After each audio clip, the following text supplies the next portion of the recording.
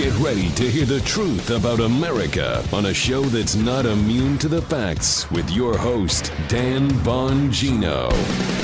You know, what if I told you that in Nevada, the great state of Nevada, that in the last presidential election, voter registration files that were incomplete, meaning somebody tried to register to vote and forgot something, date of birth, what sex they were, address, whatever.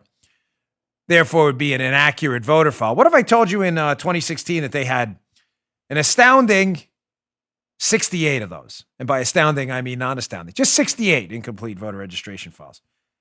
You'd say, oh, that's pretty good. In Clark County, we're talking about one county, be specific. Sounds pretty low. Wouldn't it be super weird, again, in the Dan Bongino book of super weird things that happened in the 2020 election, if that number spiked to 13,372 incomplete voter files? It's not funny. It's not. Wouldn't that just be strange? I got that today. More on that. Also, another story about hypocritical, ridiculous, absurd, outrageous public servants putting out these edicts about the coronavirus, not finding, and then going out and breaking their very same edicts. And I got a story about something I was involved in that kind of relates to this. Don't go anywhere. This show is going to be, there's going to be a few personal stories today, but they're going to relate to this, and I think it's all going to make sense. Today's show brought to you by ExpressVPN. Ladies and gentlemen, get a VPN. Protect your online activity from prying eyeballs today. Go to expressvpn.com/Bongino. Welcome to the Dan Bongino Show. Producer Joe, how are you today? Fine, sir. Well, I'm doing quite well, Dan, and just ready to go, bro. Not much to talk about. Yeah, just ready to get to it. I know. Listen, the show's stacked today. I've got it's a two-pager, so loaded. Don't go anywhere. I think this hearing yesterday in Arizona, too, where they exposed some of this malfeasance. Again, the media blackout says to me they're really concerned about that. All right, let's get to it. Today's show brought to you by my friends at Brickhouse Nutrition. Listen, life's about habits. This year, we've been more focused than ever on the health of ourselves, people around us, but what happens after? How do you plan to ensure your body's immune system is ready for the winter ahead and beyond? I can tell you what I take. I take Field of Greens. Love it. This is a new jar because I pretty much ate all the other stuff. Field of Greens by Brickhouse Nutrition. I take it every day. I actually do it twice a day. Loaded with antioxidants, Field of Greens is packed with 18 clinically researched essential fruits and vegetables, plus green tea, ginger, turmeric, and beets. This powerful combination not only supports heart health, it can support a healthy immune system, metabolism, blood pressure, and digestion. Paula loves this stuff too. Give us a nod, Paula. We know you love Field of Greens. She likes the wild berry flavor. Complete with pre- and probiotics, Field of Greens is not only good for you, it's good for the entire family, including the athletes and children living in your home. I love this stuff. Just put a scoop in a glass of water. I put in green tea. Sometimes I put in a little V8. Stir and you're done. Go to brickhousenutrition.com/Dan. Get 15% off your first order with promo code Dan at checkout. Available in multiple flavors. brickhousenutrition.com/Dan. brickhousenutrition.com/Dan. Use promo code Dan, D-A-N, and make sure you check out the back. Notice what it says there, nutrition facts, not supplement facts. You know why? It's real food. Wholesome fruits and vegetables. Love this stuff. They've been with me from the beginning. brickhousenutrition.com/Dan. All right, Joe, let's go.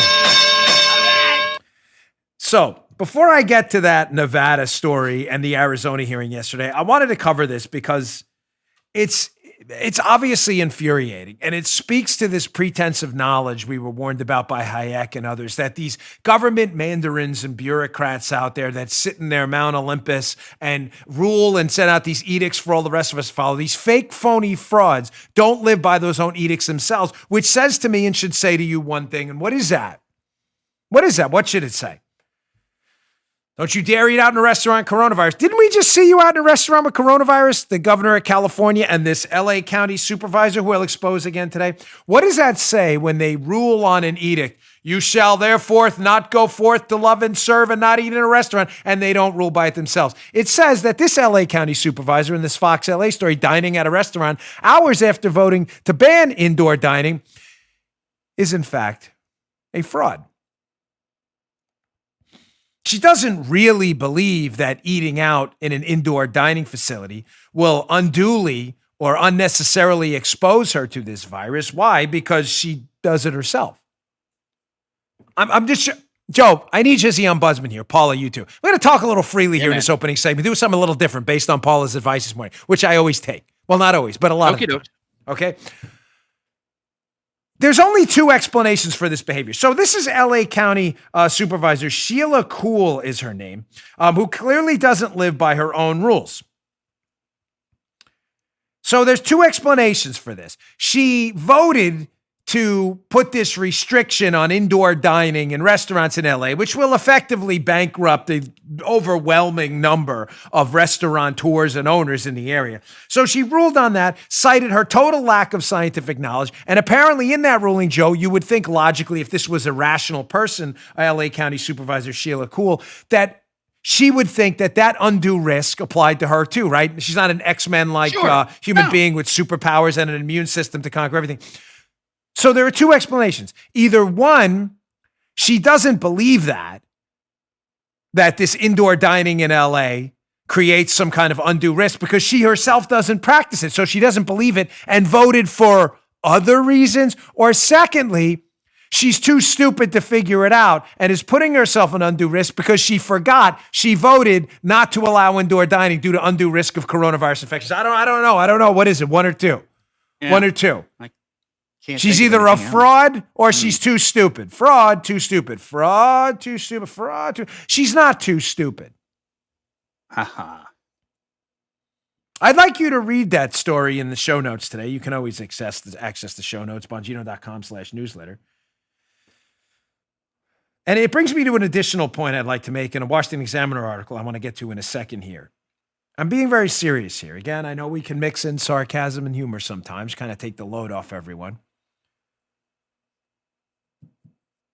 Aren't you embarrassed being a leftist or a liberal? No, I mean, it's a serious question. When I was running for office, I ran into this guy. He was an assistant to one of the local congressmen in Maryland. The congressman, who's now a senator, was a radical leftist himself.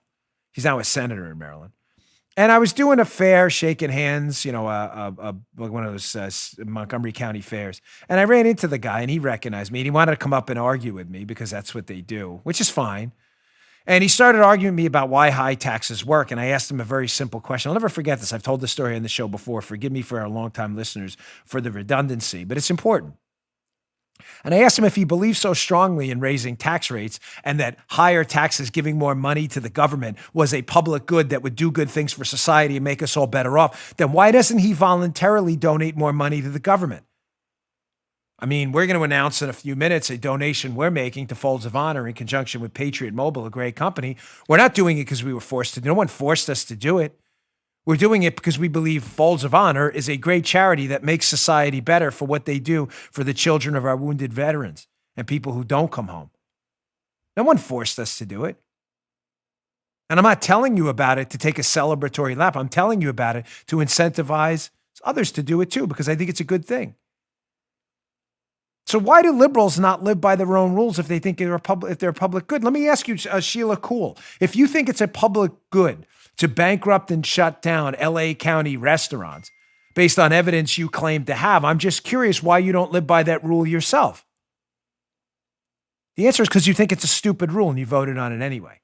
Just like Governor Gavin Newsom caught out in a foo-foo French restaurant after he told people not to go out to eat in restaurants, French or otherwise, caught there, no mask or nothing. They told us masks work too. Why doesn't he have one on? Dianne Feinstein in an airport, an FBO, private airport, by the way. No problem with me. I've used them. But Dianne Feinstein's a leftist. They hate capital and money and capitalism and stuff. No mask. Why? I thought masks work. Nancy Pelosi getting her hair done. Remember getting her hair done during the no mask, nothing like that? Aren't you embarrassed?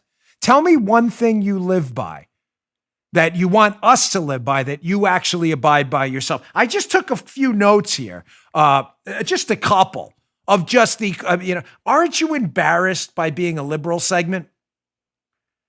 So you hate school choice for minority kids and people in struggling schools. You don't want them to be able to go to charter schools or private schools or Catholic schools or whatever. You hate that. You want to stick them in failure factories. But notice your kids don't actually go there. Arrowhand. Your kids don't actually go to the same said crappy public schools.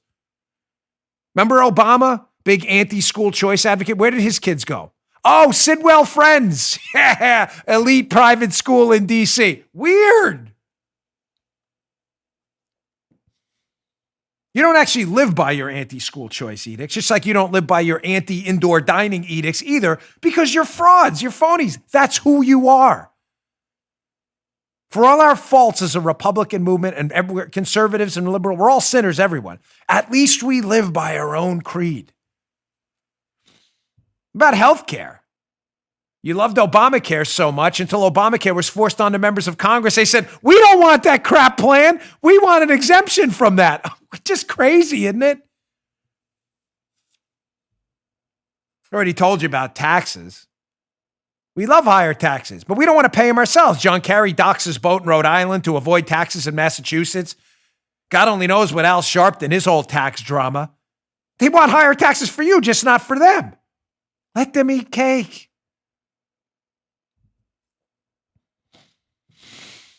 You people are total phonies. The liberals that listen to my show, you're total frauds on every single issue. We hate big money in politics.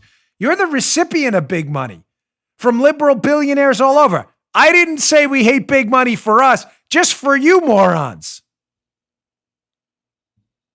Here's another story I saw. I'm going to pull some personal experience of this too, because I can tell you exactly what's going on. Washington Examiner, New York, again, run by deranged radical leftists now. My former home state, which has descended into Snake Plissken, escape from New York chaos. I'm waiting for the boxing ring. Remember that, Joe? The fight, Snake Plissken, escape from New York, the guy with the baseball bat and stuff. I'm waiting for that next. It turned it into like a penal colony next, New York, which has descended into madness. New York, Washington Examiner, is seriously running stings and fining bars for not serving enough food. Not a joke. This is not the Babylon Bee. This is what's, let me just read through. This is, again, in the show notes. This is what they're doing in New York.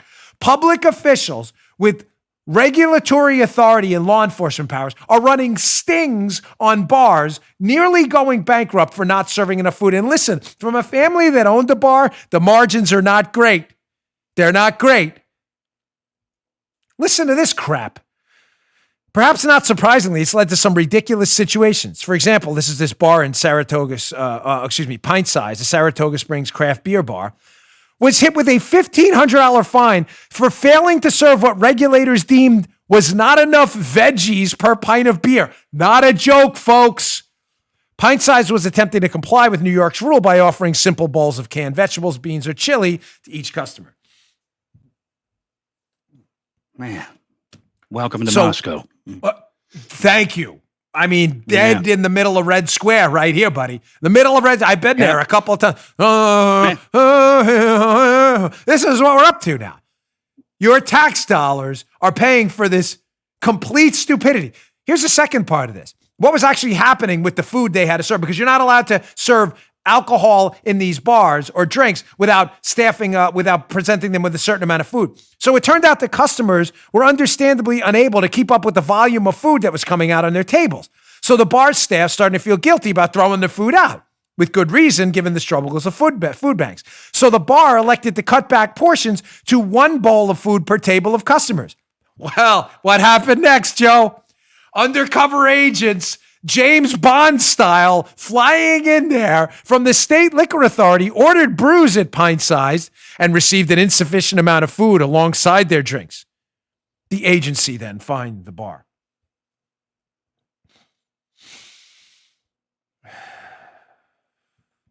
This is not even a story about coronavirus. Sure it is, Dan. It's about coronavirus restrictions. No, it's not. This is a story about, as Lord Acton once said, power corrupting and absolute power corrupting absolutely. Liberals in government and elsewhere, and candidly, some on our side of the aisle who are afraid to fight have backed off and given government uncontrolled, unrestrained power in the coronavirus, in our coronavirus era. A power they're very reluctant to give back. Now, why do these people do this? Why is the state liquor authority doing this? Why are they going in and harassing these bar owners? Let me tell you a quick story, if you don't mind. And if you do mind, I think you'll like it anyway. When I was a young New York City Police Department employee, and I mean young, I was underage, I was in this program called the Cadet Program, where you'd go through the police academy as what they'd call a cadet, not a recruit. That's when you're a recruit as a police officer. And he was basically like a paid internship for a couple of years to see. It was a way for the New York City Police Department to recruit more college graduates. You get it? So while you were in college, you would intern there and you get paid. It wasn't a lot. I think it was like whatever, $7 an hour. So no one was getting rich off it. But I was an employee, and being that I was under 21, I worked in the 111 precinct in Bayside, Queens. A precinct not known for its high criminal activity, if you know what I mean. It was one of the wealthier areas of Queens. The rougher precincts were the South Bronx, East New York, Brooklyn, Jamaica, Queens area, parts of Staten Island, and even Upper Manhattan. But Bayside, Queens was the 111 precinct had one of the lowest crime rates anywhere in the city. You dig? Everybody following me? I'm going to show you how this relates to the story in a minute. So they would let me go work out of there once in a while. And they would send me over because I was underage, and they would send me into these bars to go and buy beer. And if they served it, they'd run in and give them a fine. And I have to tell you, folks, in a moment of candor, I felt, to this day, I still tell this story. I felt horrible. I did. I felt petty and stupid. And like, this is what we're doing. We're wasting time. I looked older. I could have been 21. Should they have carded me? Yes. Was this the crime of the century? No. But you know what I noticed? As word got around that I was under 21 and could do these stings on these bars, which again, to this day, I'm horrified by. I really am embarrassed by it. My family owned a bar, should they have carded me again? Yes. But I felt like it was a total waste of time. The only place I was ever requested to do that, were precincts that had nothing to do. It was never in like East New York, Brooklyn.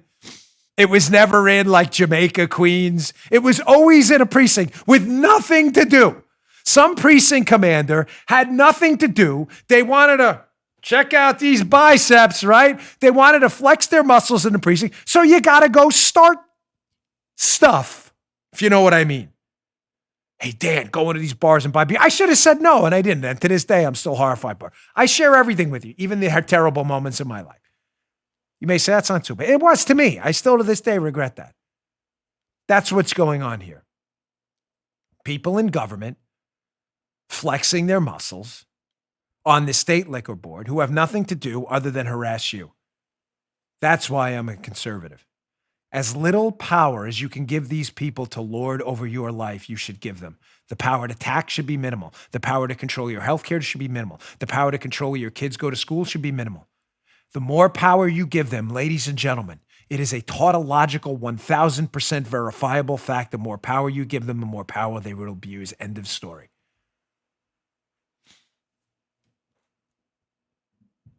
They lie to us too, folks.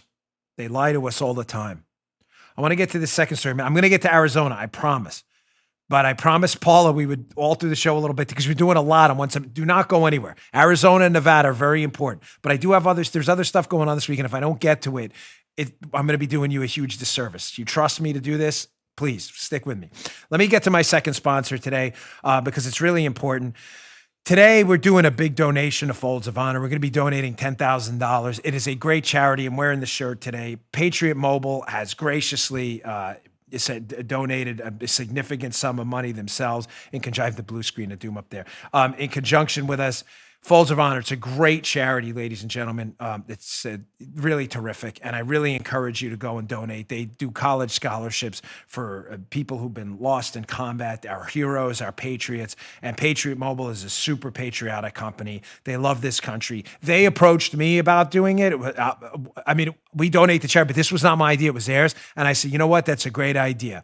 They're going to match it, and I really appreciate that. It's the season for giving. Patriot Mobile's giving back with a brand new Christmas promotion just for you. Until December 19th, get a Samsung A11 for yourself and for someone else. That's 2 phones absolutely free, or bring your own phone and get a free month of service. With Patriot Mobile, you get the same nationwide coverage because they use the same towers as everyone else, plus they have the plans to fit any budget. Patriot Mobile is America's only Christian conservative wireless provider. They take a portion of your bill and help supply Bibles for kids.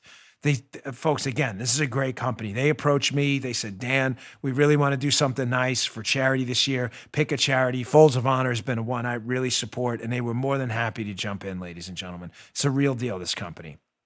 Switching is easy. Just go to patriotmobile.com/Dan or call their U.S.-based customer service team at 972-PATRIOT. That's 972-PATRIOT. Veterans and first responders save even more, so go check them out. It's the same service, a lower price, and they celebrate Christmas too. Christmas, not the holiday, Christmas. Christmas. They say Christmas. We love Patriot Mobile. Get free activation and a special gift with the offer code Dan. PatriotMobile.com/Dan. PatriotMobile.com/Dan or call 972-PATRIOT today. And again, a big, sincere thank you for matching our donation.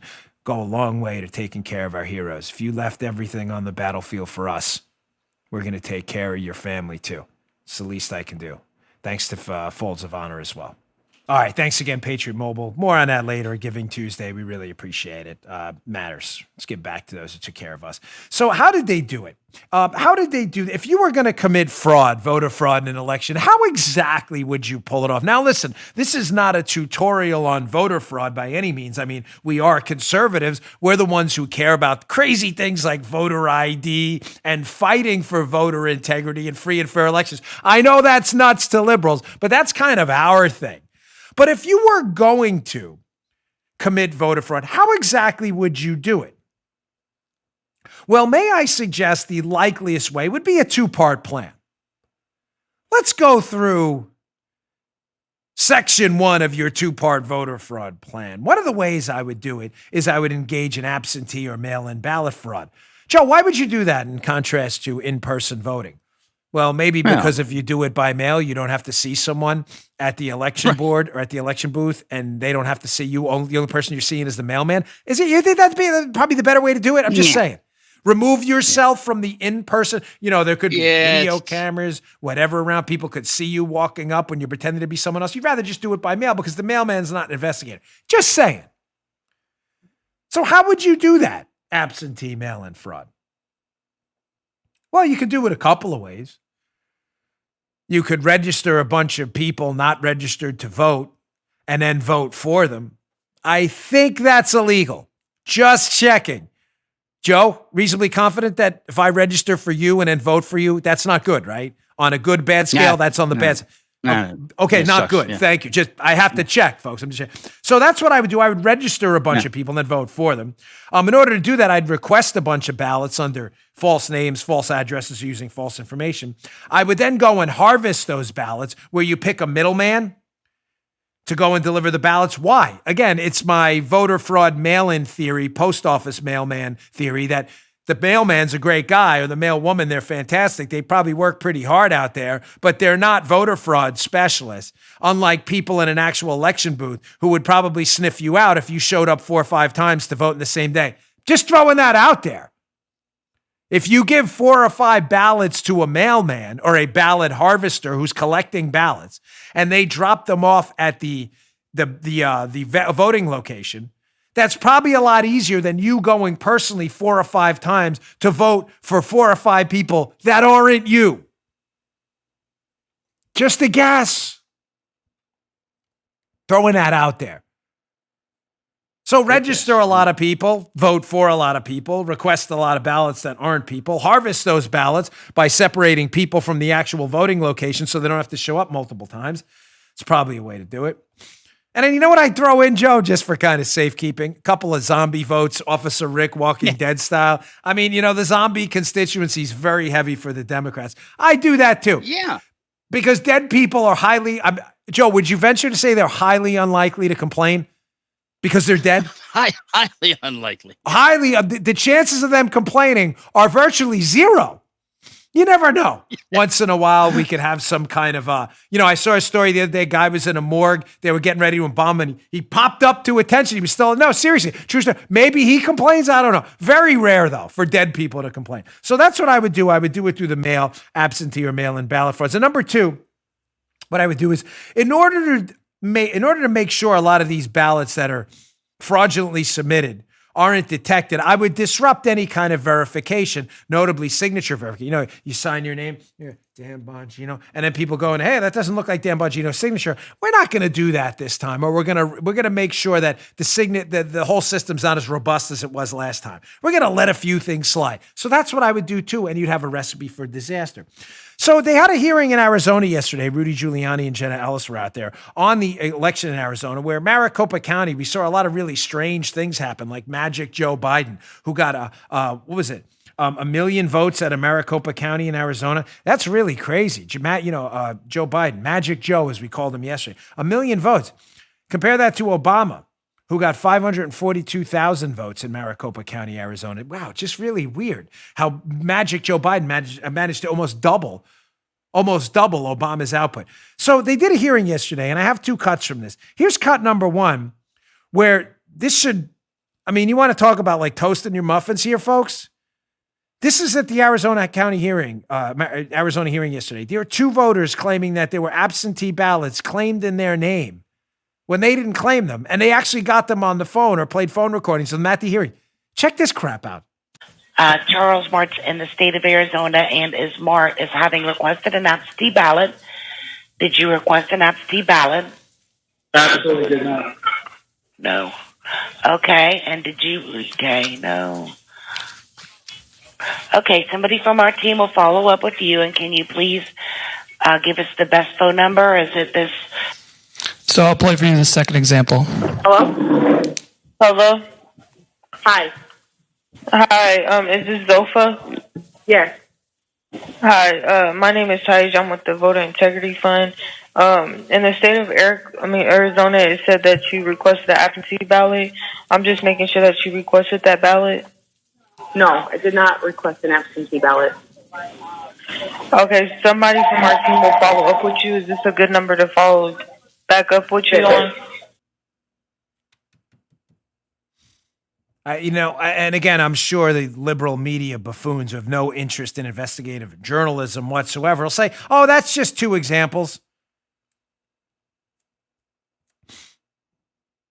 Maybe there's more. Did you ever think of that? Now, we could, of course, eliminate the fraud if someone requested an absentee ballot and then signed that absentee ballot for someone else if we did signature verification. You'd say, of course they did that in Maricopa County, Dan. Of course they did it.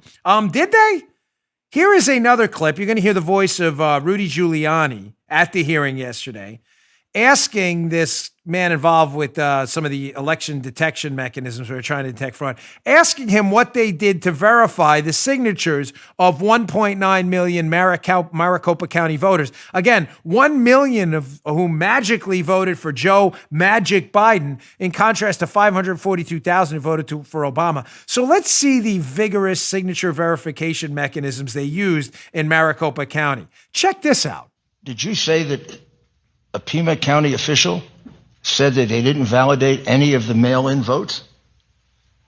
That was Maricopa. Maricopa. They didn't validate the signature. They didn't validate the signatures on the mail-in ballots. And that's 1.9 million. Correct. And do we know who that is? I would have to get the video. Well, could you get it for us? Oh, yes, sir. No, you don't have to do it right now, but before the end of the hearing? That would render every one of the 1.9 million votes absolutely never checked for fraud, deceit, mistake. And if they're mail-in votes, that can't be done now. They've been separated from the envelope. Correct. That would indicate. So those are basically 1.9 million votes that are illegal votes. Or that had the potential to be illegal votes that weren't validated. The signatures weren't validated. But can we determine now if any of them are legal or illegal? If the envelopes were separated from the ballots, there would be no way to tell a ballot for candidate. You could still go back and look at the envelopes to validate the signatures, but you wouldn't know what the ballot. And isn't that the reason you're supposed to have an observer when you do that? That is part of the chain of custody procedures, I believe, in Arizona. And when they talk about chain of custody, that's what they're talking about, right? Correct. Such a fraud. This is it's unbelievable. This is the most predictable electoral crisis in human history. Let's mail out a whole boatload of ballots and let's not actually verify the signatures that the people who were the registered voters signed them. The most predictable election crisis in human history. Listen to me and listen very good to this. Horse blinders on right now. I have zero sympathy or tolerance or patience for the PP tape hoaxers right now saying, you're promoting the election disinfo. I'm not promoting anything. I'm simply suggesting we look into the unbelievable election anomalies here and the potential for massive fraud in these mail-in ballots, being that we tried something we've never tried before and did it in a way that opened up the system to fraud. You don't want voter ID, leftists. You don't want it. You love this. You love, listen to me. You love election chaos. And now when we call you out for the election chaos you caused, now you want to come and hammer us? Oh, you guys are promoting disinformation. We're promoting nothing.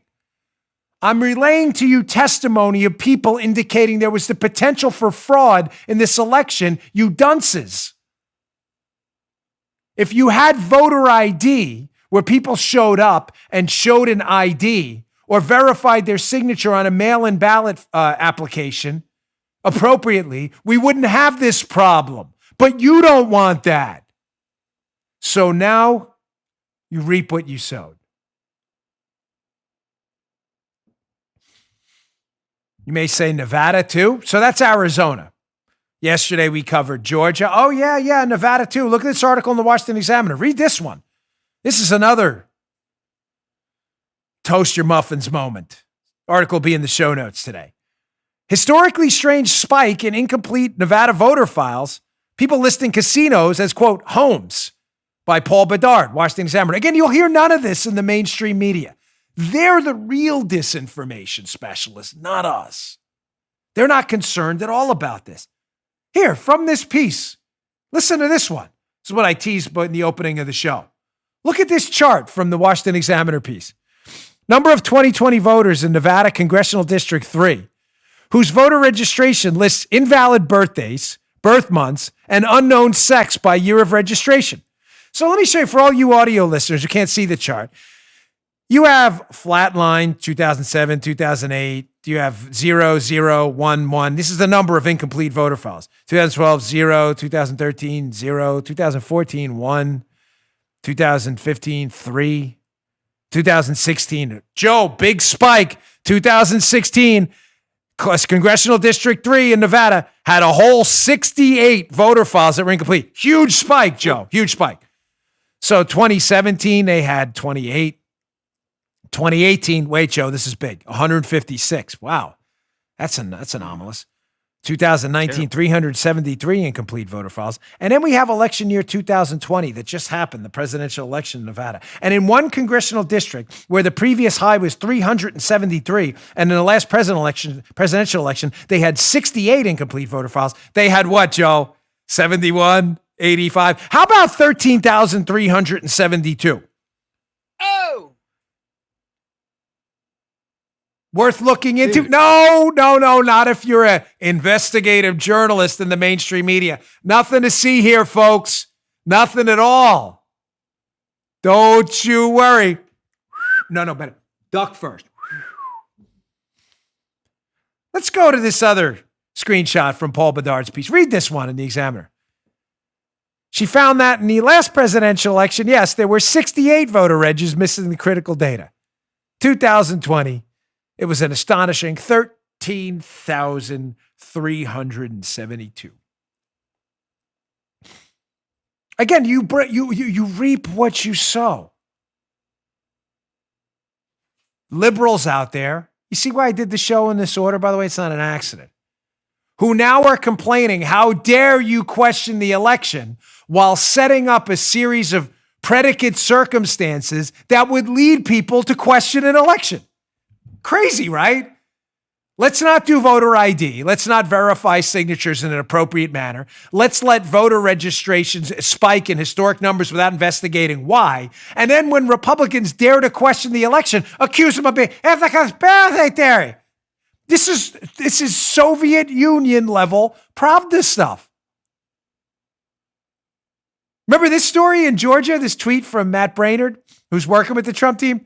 They identified over 1,000 absentee votes cast by individuals whose registered addresses are in fact at post offices, UPS, and FedEx locations, disguising the box numbers as apartment number, unit number. I told you that story in my own experience as a federal investigator, how this is what fraudsters do. They go to a UPS store, they get box 22, and they label it apartment number 22. That's what they use as their mailing address to make people think they live somewhere. They don't live in the UPS box. Kind of hard. Get your head in there. My dog could probably get her head. She'll squeeze her head in anywhere. Worthy of investigating? No, not if you're a leftist hack. And if you're a liberal, again, you set up these circumstances so fraud can happen. And when allegations of fraud emerge, you then call everybody alleging the fraud conspiracy theorists and idiots in the media. Now you know why nobody respects the media at all. At least on our side of the aisle. We look at you like total buffoons because you are. All right, I'm going to move on. I got more. What this other media malfeasance story on COVID. This is really disturbing. Great piece I read by Holman Jenkins in the Wall Street Journal about what's really going on with COVID and how you're being spun here. Huge. All right, I'll get to that in a second. Let me get to my third sponsor, Stamps.com. Ladies and gentlemen, it's holiday season. You know, you got Christmas cards, bunches of them to mail. You really want to be sitting online at the post office? The line at my local post office is out the door around Christmas, and we have to mail a lot of stuff books. So we use Stamps.com. This holiday season, you'll be mailing more stuff than ever. Post office is going to be busy. You don't have time for that. Stamps.com brings the post office and now UPS shipping right to your computer. Mail and ship anything from the convenience of your home or office. Stamps.com saves you money with deep discounts you can't get at the post office. Stamps.com is a must-have for any business. Or if you're a small office sending out invoices, an online seller fulfilling orders during this record-setting holiday season, or even a giant huge warehouse sending thousands of packages a day, Stamps.com handles that all with ease. Here's how it works. Simply use your computer to print official U.S. postage 24/7 for any letter, any package, any class of mail, anywhere you want to send it. Once your mail is ready, just schedule a pickup or drop it off. It's really that simple. With Stamps.com, you get 5 cents off every first-class stamp and up to 40% off priority mail and up to 62% off UPS shipping rates. Not to mention, it's a fraction of the cost of those expensive postage meters. Stamps.com is a no-brainer. You save both time and money. Don't spend a minute on lines at the post office this year. Sign up for Stamps.com instead. There's no risk. With my promo code Dan, you get a special offer. It includes a 4-week trial plus free postage and a digital scale. No long-term commitments or contracts. Just go to Stamps.com, click on the microphone at the top of the homepage, and type in Dan, D-A-N. That's Stamps.com, enter Dan, Stamps.com, never go to the post office again. All right.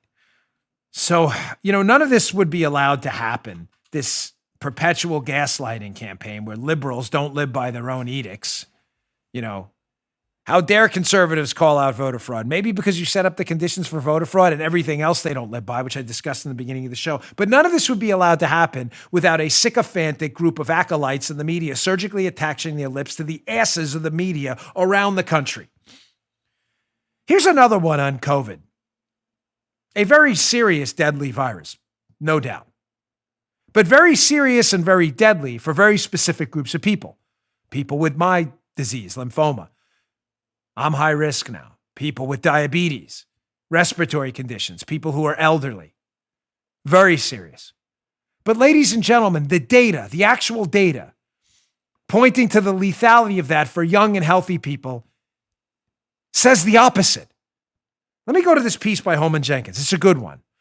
They talk about how the media spun this, and I believe did it to attack the president and to use it as a political weapon rather than to give you accurate, legitimate medical information. The piece by Holman Jenkins is called COVID Was Hiding Among Colds and Flus. Too much focus on Washington and magic fixes has impeded grassroots adaptation. First, he talks about this very, very interesting point.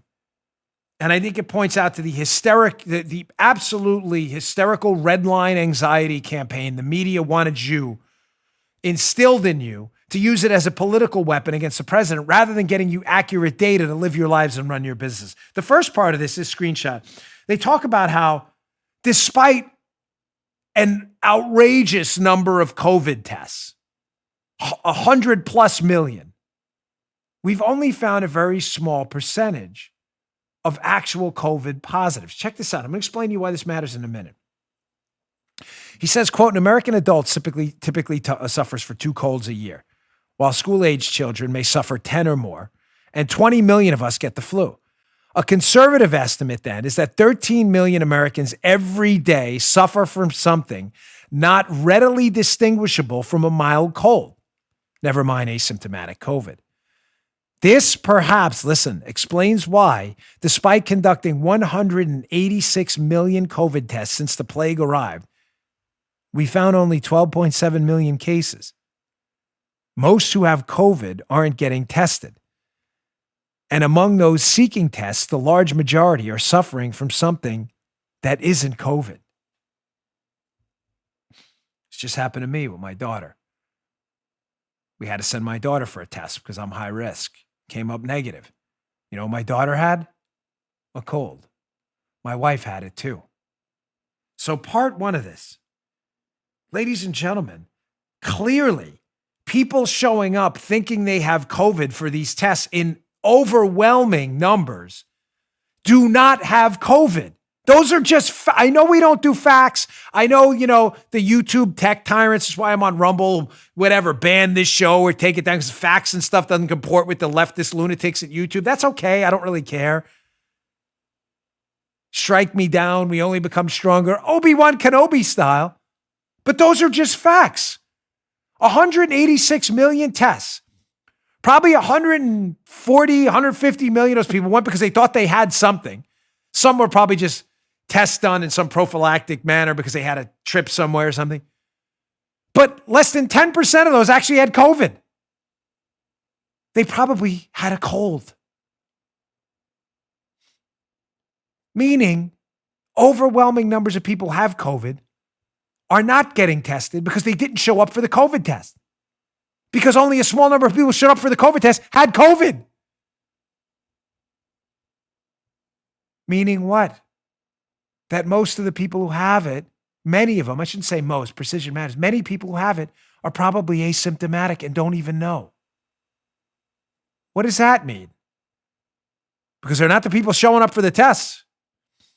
Let's go to part 2, and I'm going to tell you what that likely means. Jenkins has been writing about this for a long time. He says it means a disease that infects 10 million people and kills 2.5% will kill the same number as a disease that infects 100 million people and kills 0.25%. But they need to be approached differently. The latter is what we've been facing. The former is the picture we've been consistently painting for the public with our obsession with, quote, confirmed cases. What is he saying, folks? What he's saying is that given that a large number of COVID cases based on the testing data, numbers, are not in fact infected with COVID, that given the infectious level of the virus, that most people infected with COVID are in fact so asymptomatic, they don't even know and don't get tested. Meaning what? That a lot more people probably have COVID than the confirmed cases indicate. You may say, how's that a positive? It's not. But it does mean this, that if 5 or 10 times the number of people have COVID as confirmed cases in the United States, that the virus is not nearly as lethal as we've been told. Because as he gives a simple ratio, if confirmed cases were 100 and 25 people died, folks, you'd be like, my gosh, that's a lethal disease. 25 people died. But that's confirmed cases. What if 1 million people had COVID and 25 people died? All of a sudden, ladies and gentlemen, it's a far less lethal disease, is it not? Why am I so furious about this? Because what did we tell you from day one with COVID when this show was doing the facts? It was safe to reopen schools. When this show was talking about R-naughts and lethalities, infection levels and the lethality of the virus, what were we saying?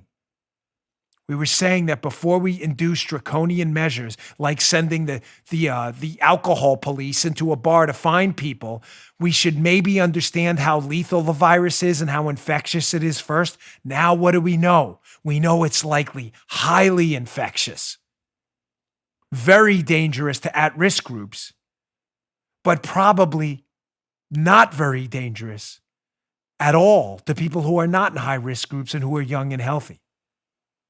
All of that was thrown out the window. Tucker covered this last night, ladies and gentlemen. I'm sorry to tell you, but you are living through one of the most disturbing periods of media malfeasance we have seen in modern American history, and that's saying a lot for the garbage media we have in this country. They wanted you to believe the whole time that this disease was far more lethal than it really was, to engage in draconian measures, the bankrupting of entire swaths of American society, the shutting down of schools, spiking in suicide rates, people failing, kids failing their standardized testing now because they haven't been in school for a year. For what? A media fairy tale based on lethality numbers that weren't even remotely close to accurate. Really troubling. I've got more coming up after this break. I want to go back to yesterday, this epic fail by Facebook and Candace Owens, how she fought back against the Facebook tech tyrants. We got to be appropriate, Facebook tech tyrants, and won, and why this matters going forward. Let me get to my last sponsor. Don't miss that segment. It's important. Ladies and gentlemen, Helix Sleep. Needed them last night. I've been tired. I'm going to need them tonight too. Going to have to, tonight after, the sleep is always important. Sometimes I get up in the morning after these treatments and it's tough for me to sleep. They give you a bunch of corticosteroids, keeps you up.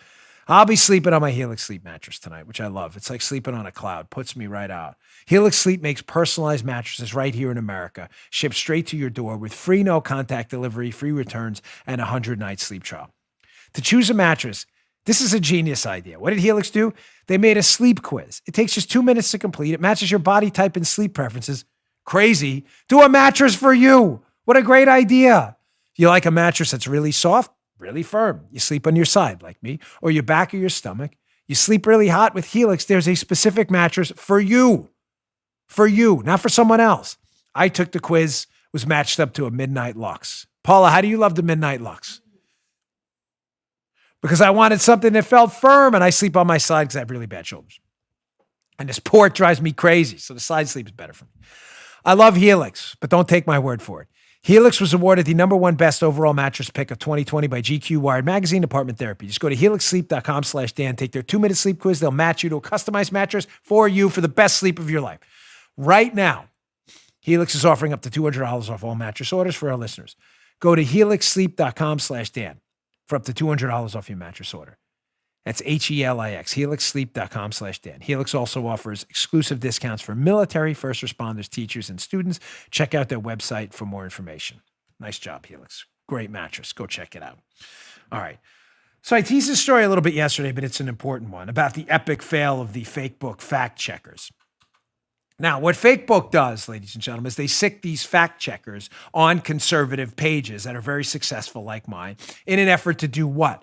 If you fail one of their fact checks, which are never fact checks at all, they're simply opinion writers at leftist journalism outlets that go and attack your page by writing their opinion about what you said. It's not I'm using the term fact check only so the story makes sense. They're not checking facts at all. They're challenging your opinion. And when you get a strike on your page, did you know this? If you accumulate a certain amount of strikes, Facebook makes sure your page is not seen by people. Keep in mind, they do this overwhelmingly on conservative pages. I've not yet heard a story of a liberal page being fact checked into oblivion, a serious one. So the Wall Street Journal wrote this piece yesterday, and it's interesting how this fact check is backfiring. And I warned Facebook about this because the fact checks are garbage and never make any sense. The social media fact check farce. I covered it yesterday, and we don't have to go to the screenshot. I covered it yesterday. The gist of it was this. When you show Trump supporters a fake book fact check that's meant to say, look, this Trump supporter, Dan Bongino, posted this article. We're fact checking it, deeming it false. That the people reading it who are Trump supporters are actually more likely, not less, more likely to believe the article is true. Talk about an epic fail. Now, why is that? Now, if you're a liberal watching my show, like the media clowns who watch my show for information they can use to attack me later, just include the link to the show. I always ask that. You're probably saying, again, I'm speaking for liberals here because I can get in their heads and I know how dumb they in fact are. They're saying, that's because Trump supporters are stupid. They'll believe anything. No, that's not what's happening at all. The reason we're more likely to believe something when we see a fact check is because we realize that the fact check was politically motivated, which means we're probably over the target on something liberals are concerned about. So they sick the fact checker on us. Joe, does that make sense? Am I getting too convoluted? Is this too figure eight? You get the point, right? No. Conservatives and Trump supporters are more likely to believe we're over a target because fake books sick the fake fact checkers on us. You get it? So somebody fought back and won here. I should have joined this lawsuit with her. Big mistake. Candace Owens, you'll see this article at the Epic Times. It's up in the show notes. It was in yesterday's, but it's in today's again too. Great piece. Candace Owens challenges Facebook fact checker PolitiFact, which is a joke, PolitiFarce we call them, and wins a correction. Zachary Steiber, the Epic Times. So from the piece, what did they do to Candace Owens? This is hilarious, folks. Again, a quote, fact check. So Owens wrote in an accompanying caption on her Facebook page, quote, Joe Biden is literally and legally not the president-elect. So why is the media pretending he is? That was on Candace Owens' Facebook page. A 100% accurate statement, by the way, folks. PolitiFarce rated the assertion false, prompting the threat of legal action from Candace Owens. Good for you, Candace. They were forced to retract. So this is from Candace Owens.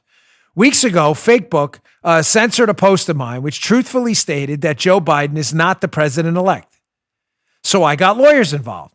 Conclusion, PolitiFact uncensored the post and admitted that they lied by rating my post false. The fact checkers are lying for Democrats, Owens wrote on November 28th after the correction PolitiFarce had to issue. She called them Facebook, not Fakebook. I do that. Ladies and gentlemen, Candace Owens is 100% correct. Joe Biden is not legally the president-elect.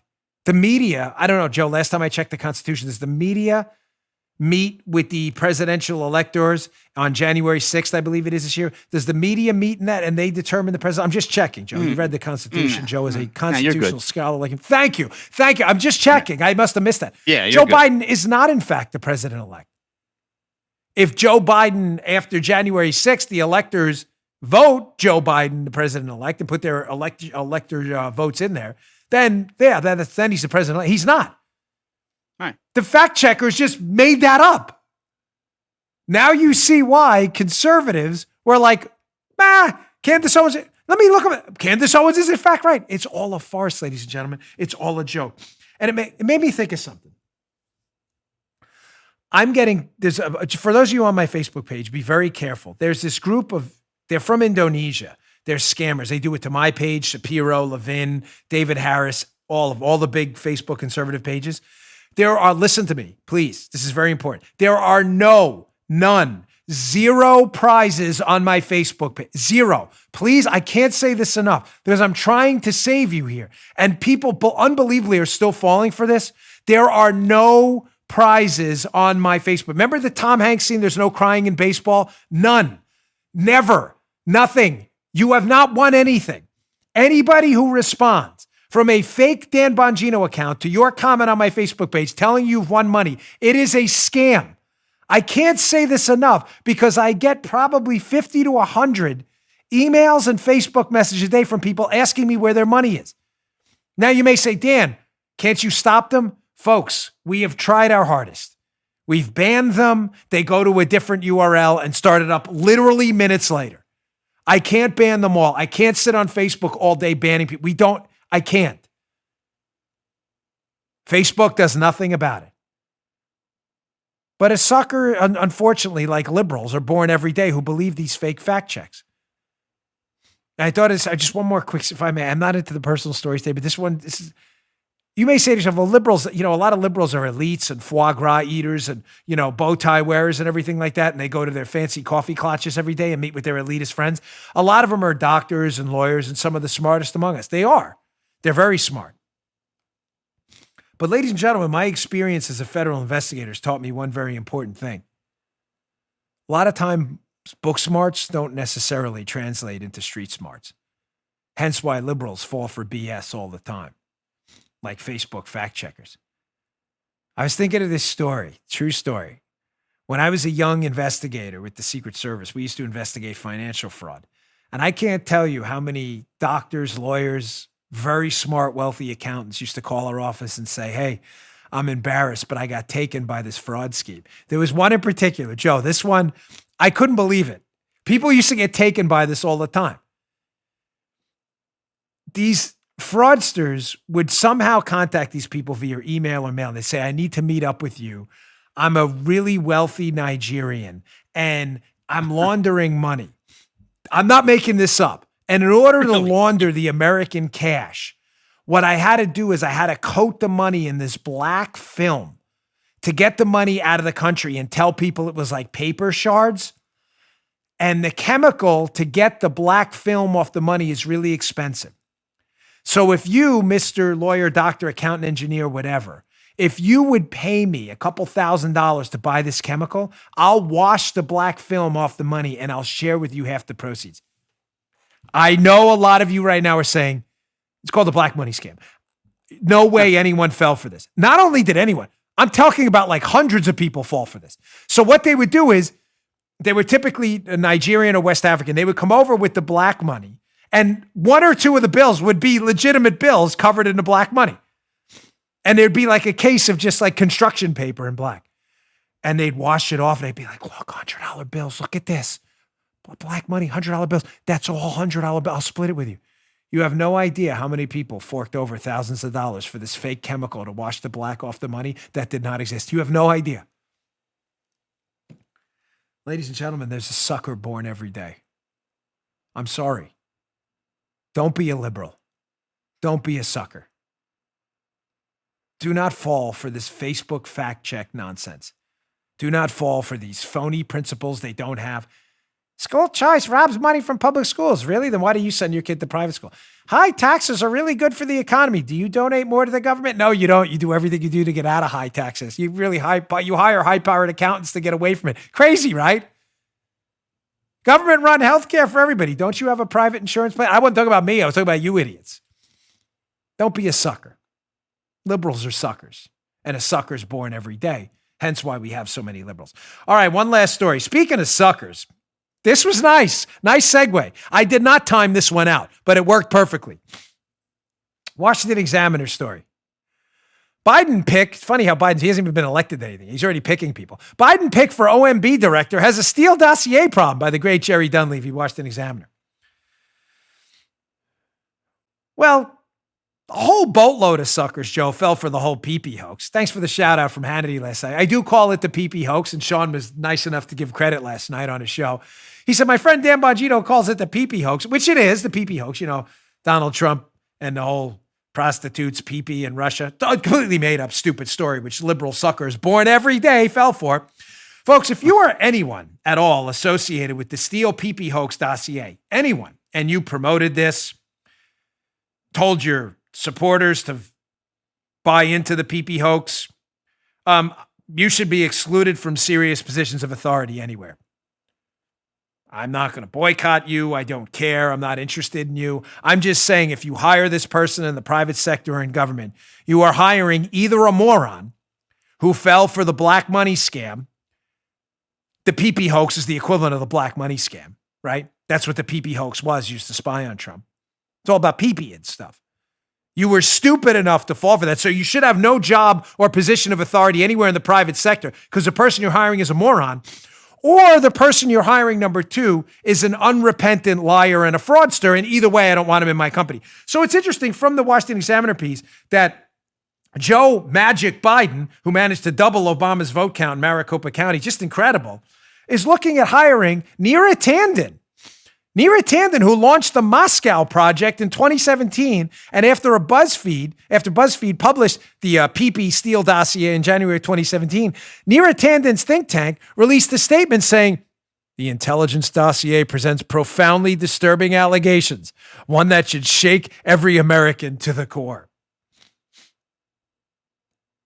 This is who Magic Joe Biden is selecting for his OMB director position if, God forbid, he wins this election? A PP tape promoter? Oh, you thought we'd forget. Neera Tanden thought we would forget she was one of the big PP promoters on the PP side? No, we're not going to forget. Any Republican senator, if this election doesn't turn out our way, who votes for this woman, you will be on our radar immediately. I'm very sorry, but nicey time is over. Neera Tanden, if this election doesn't work our way, is out. Any PP promoter. Because you're too stupid to be in government. Or you're an unrepentant liar. There's no option 3. You fell for the black money scam. I'm really sorry you're that stupid. All right, folks, a big thanks again on a lighter note, again, to our friends at Patriot Mobile. They're going to match our donation on this Giving Tuesday to Folds of Honor. That's going to be a nice $20,000 for students out there at colleges who lost parents in combat. It's just an incredible charity. I can't say enough about them. Folds of Honor. Dan Rooney has a great book out now as well. You know what? I'll get that book tomorrow. I'll show you the book. It's a really good book. I just got it in the mail and been reading through it. It's terrific. He's got a great book out now as well. He runs Folds of Honor. He's just a really great guy and a true patriot and a real believer. Folds of Honor. If you're charitable, you're feeling charitable during this giving season, highly recommend Folds of Honor. It's a great charity. They do the right thing. And thank you again to Patriot Mobile for matching our donation. It was really generous of you. It's nice to see companies, walk the walk. A lot of companies talk the talk, but they walk the walk. It means a lot. And thank you to everyone who served. We really appreciate it. All right, folks, thanks for tuning in. Please subscribe to the show on Rumble. RUMBLE, rumble.com/Bongino. It's a video version of our show, totally free. We creeped over 700,000 subscribers yesterday. We're almost up to our YouTube subscribers in just a few months. Thank you. And also subscribe on Apple Podcasts. It's free. It helps us move up the charts. We were number 1 for 3-4 days on the Apple charts. We really appreciate it. Helps other people find the show. Thanks a lot. I'll see you all tomorrow. You just heard Dan Bongino.